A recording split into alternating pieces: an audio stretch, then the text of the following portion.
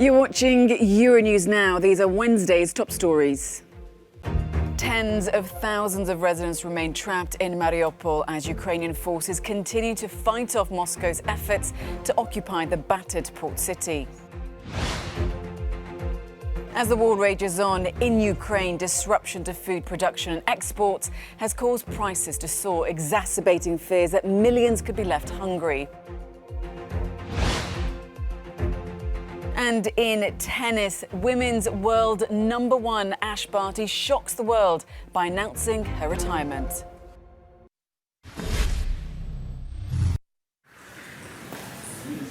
Russian forces have revealed the damage inflicted on Mariupol's airport in southern Ukraine. Shelling of the besieged city is ongoing. Some troops are now evidently inside, even as Ukrainian forces continue to fight off Russia's efforts to occupy the battered city. Human Rights Watch has described the conditions there as a freezing hellscape, riddled with dead bodies and destroyed buildings. And President Zelensky says there is nothing left of Mariupol, repeating calls for a ceasefire to allow those trapped there to leave. A Ukrainian prosecutor general says evidence shows Russia is committing genocide through its siege on the city. City hostage that it's impossible to give them food, water, electricity, and Russian Federation exactly knows what they are doing here. In the Russian-occupied city of Kherson, residents run when shots are fired to break up their protest. The city was the first to fall into the hands of Russian troops. An FSB whistleblower claims Moscow is planning to arrest protesters and take them across the border by force. And there have been more tearful partings. Another port city, Odessa, also in southern Ukraine, is fortifying its defences, sending women and children to seek safety elsewhere. The Ukrainian capital, Kyiv, is emerging from yet another 35-hour curfew this Wednesday morning to the news of more residential areas shelled in the city. The district of Obolon to the north of Kyiv was hit once again, resulting in the death of at least one person. Emergency responders rushed to the scene on Tuesday to put out a fire in one residential building in that area, and large, thick plumes of smoke could be seen from the center of Kyiv. Throughout the day, throughout the last few hours, those air raid sirens continued to blast, warning of aerial threat. And of course, many of the residents left here in the Ukrainian capital sought shelter in those bunkers on metro stations, but also old Soviet bunkers left here in the city. This has become a habit for those who have stayed put here in Kyiv. And something else that might become another routine for them is the use of masks. The mayor of Kyiv has asked people to procure FFP2 masks, not because of COVID, but because of the levels of pollution here in the Ukrainian capital, due mostly to the large amount of explosions and subsequent fires in the outskirts of the city. Annelies Borges is in Kyiv for Euronews.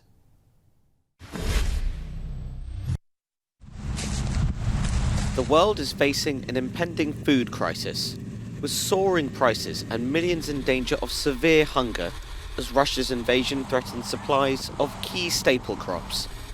Ukraine has always been one of the largest food exporters in the world, but President Zelensky has said, how can Ukraine sow under constant Russian shelling? Earlier, Ukraine's Minister for Agriculture spelled out the problem to the European Parliament.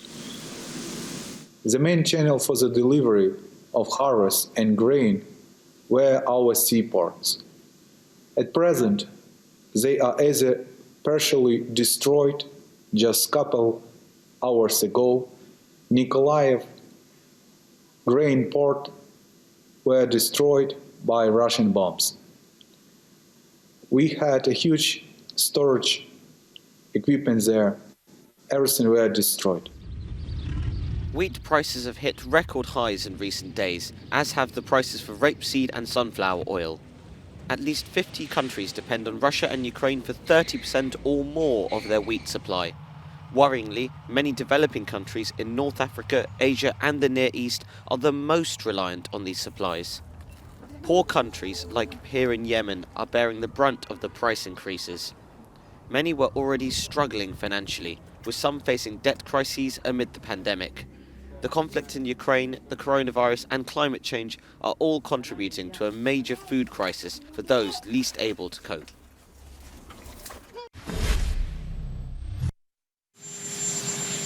US President Joe Biden leaves for Brussels today, where he and his European counterparts will announce new sanctions against Russia and new measures to tighten existing ones. Biden and allies will meet on Thursday in what's intended as a show of Western unity. White House National Security Advisor Jake Sullivan underlined the purpose of the trip. One of the key elements of that announcement will focus not just on adding new sanctions, but on ensuring that there is joint effort to crack down on evasion, on sanctions busting, on any attempt by any country to help Russia basically undermine, weaken, or get around the sanctions. Thursday is expected to be an intense day of diplomacy that will see Biden attend an emergency NATO summit, a meeting of the G7 and a session of the European Council. Poland's president has already said that NATO needs a new strategic vision due to Russia's unprecedented aggression in Ukraine. These are murders without precedent. This is something that the free world can never come to terms with. I hope that the next NATO summit, which will be held in Brussels, will unequivocally defend the freedom, independence and sovereignty of Ukraine. Ukrainian President Volodymyr Zelensky has been invited to speak at the special NATO summit via video link. During his nightly address, he said work was continuing at various levels to force Russia to accept peace. Zelensky says he's ready to discuss a commitment from his country not to seek NATO membership in exchange for a ceasefire, Russian troop withdrawal and a guarantee of Ukraine's security.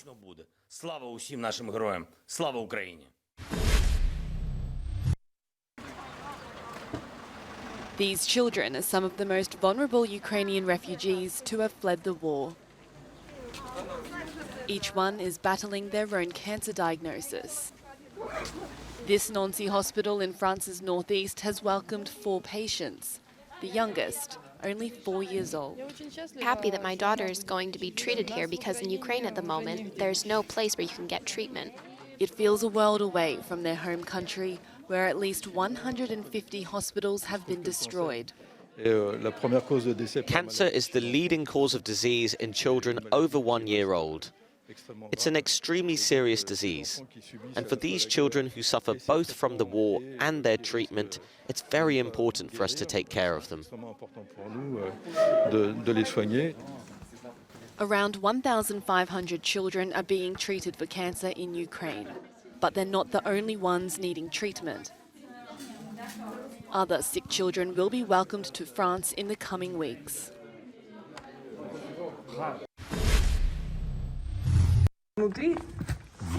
This is Alexander Nevzorov. Russia has opened a probe to examine whether he's spread false information about Moscow's forces under a new law brought in by the Kremlin. And the fake reports in question? He dared to say that the Russian military deliberately hit a maternity hospital in Mariupol 2 weeks ago. Another journalist, Zhana Aglakova, quit her job as a correspondent in Paris for a state-run channel. She's lashed out at Kremlin propaganda. I want to be heard in Russia. I want people there to learn to distinguish between propaganda and seek alternative sources of information. I want people to stop being zombified. You are dooming a large country with 140 million people to poverty and destruction. There's growing unrest in Russian state media. More journalists are saying no to war. Nevertheless, Putin retains a tight grip on information in Russia. For many, state-run media is their only resource, As a result, most Russians still support the invasion of Ukraine. You're watching Euronews Now. Do stay with us. Lots more to come on the programme.